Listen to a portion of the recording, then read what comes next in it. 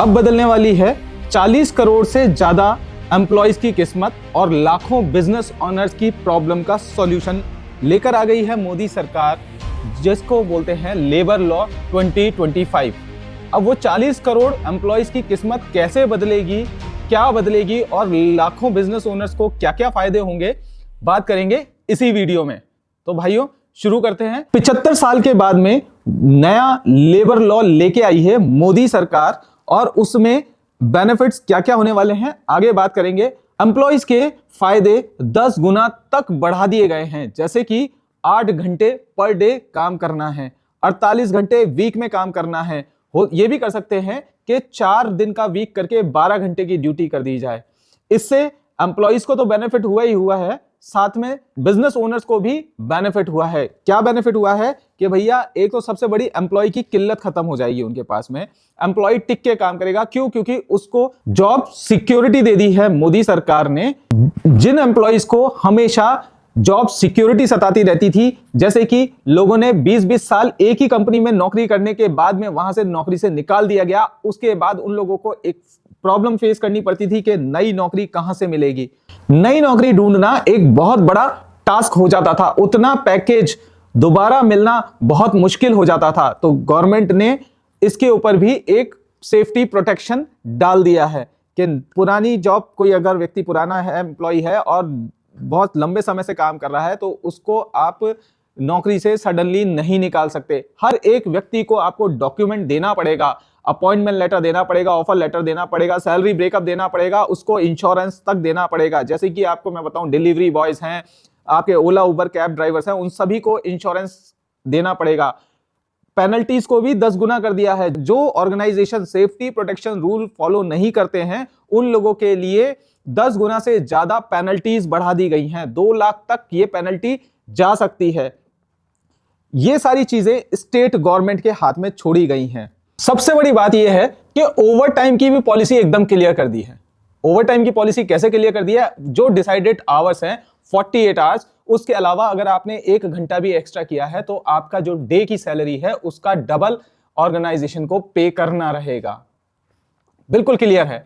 CTC की भी terms and conditions clear कर दी गई है। सीटीसी और बेसिक में क्या डिफरेंस होना चाहिए? जो सीटीसी आपको ऑफर की गई है उसका 50% तो बेसिक में रहेगा ही रहेगा। कुछ एम्प्लॉइज को सैलरी स्लिप समझ में नहीं आती, और जो सैलरी स्लिप समझ में नहीं आती उनके इन हैंड में प्रॉब्लम आ जाती है। तो CTC, salary slip, salary breakup, हर चीज बहुत क्लियर कर दी गई है, जिसमें आपकी सैलरी बेसिक का 50% रखना होगा, जिससे आपका पीएफ तो बढ़ेगा, इन हैंड सैलरी में थोड़ा फर्क आएगा, लेकिन लॉन्ग टर्म बेनिफिट्स बढ़ जाएंगे। जहां ग्रेचुटी 5 साल में मिलती थी, वहां ग्रेचुटी कंफर्म होते ही 1 साल के अंदर अंदर देनी होगी, क्योंकि प्रोबेशन की भी टर्म्स क्लियर कर दी गई है कि 6 महीने का ही प्रोबेशन रखना है। 6 महीने के प्रोबेशन के बाद में आपको परमानेंट लेटर मिलेगा। परमानेंट लेटर मिलने के बाद में अगर आप 1 साल के बाद में जॉब छोड़ते हो या स्विच करते हो तो आपको प्रॉपर ग्रेचुटी देनी पड़ेगी। बहुत सारे बहुत अच्छे नियम लेके आए हैं।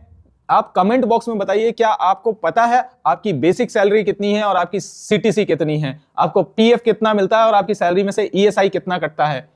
दोनों में डिफरेंस है। पीएफ मिलता है, कटता भी है, ईएसआई मिलता है, कटता भी है। तो क्या आपको पता है लीव रूल्स? आपकी जो लीव्स हैं वो कैरी फॉरवर्ड होंगी या उनका इनकैशमेंट होगा, ये सारी चीजें भी डिसाइडेड हो गई हैं। आप अपनी लीव्स को कैरी फॉरवर्ड कर सकते हो। पहले 240 दिन का नियम था कि 240 दिन के बाद ही आपको अर्न लीव मिलेगी, लेकिन अभी 180 दिन का नियम बना दिया है कि आपको 180 दिन के बाद ही एलिजिबिलिटी आ जाएगी। लीव्स आप कैरी फॉरवर्ड कर सकते हो। 30 दिन से 45 दिन का लीव का नियम था, ये स्टेट गवर्नमेंट के हाथ में छोड़ा गया है कि उसको कितना कैरी फॉरवर्ड किया जाएगा। लीव्स आपकी पहले इनकैश नहीं कर पाते थे, अभी आप अपनी अर्न लीव को इनकैश कर पाएंगे। हायर फायर पॉलिसी को भी बहुत सॉफ्ट कर दिया गया है।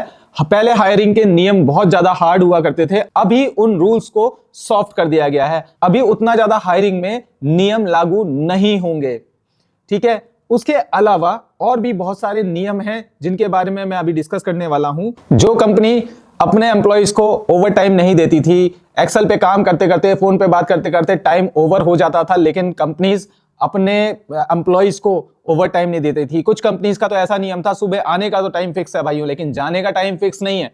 तो उसमें भी अभी बहुत ज्यादा सख्ती आ जाएगी। आने का टाइम भी फिक्स है, जाने का टाइम भी फिक्स है। 8 घंटे की ड्यूटी है, 8 घंटे के बाद में ओवर टाइम मिलना ही मिलना है। उसके अलावा एक और नियम, लीव्स नहीं देती थी, सैलरी ब्रेकअप नहीं देती थी। इन सब चीजों के ऊपर काफी हद तक लगाम लगा दी गई है। अब हर एक एम्प्लॉयर अपने एम्प्लॉय को बहुत सोच समझ के, बहुत जांच पड़ताल के साथ में रखेगा। उससे उसको यह बेनिफिट होगा कि हर एक एम्प्लॉय उसके लिए बेनिफिशियल साबित होगा और हर एक एम्प्लॉय की सिक्योरिटी बढ़ गई। वो सिक्योर्ड जॉब करेगा और उसकी टाइम टू टाइम इंक्रीमेंट होगा। सारी लीव्स उनको कवर करनी पड़ेंगी, सारे सेफ्टी पॉइंट्स कवर करने पड़ेंगे, सैलरी ब्रेकअप देना पड़ेगा, offer letter, appointment letter, salary slip, इस टाइप की सारी कंप्लायंसेस पूरी करनी पड़ेंगी। तो भाइयों, इसी तरह के इंफॉर्मेटिव वीडियोस के लिए बने रहें इसी चैनल के साथ में और लाइक करें, शेयर करें, सब्सक्राइब करें। Thank you.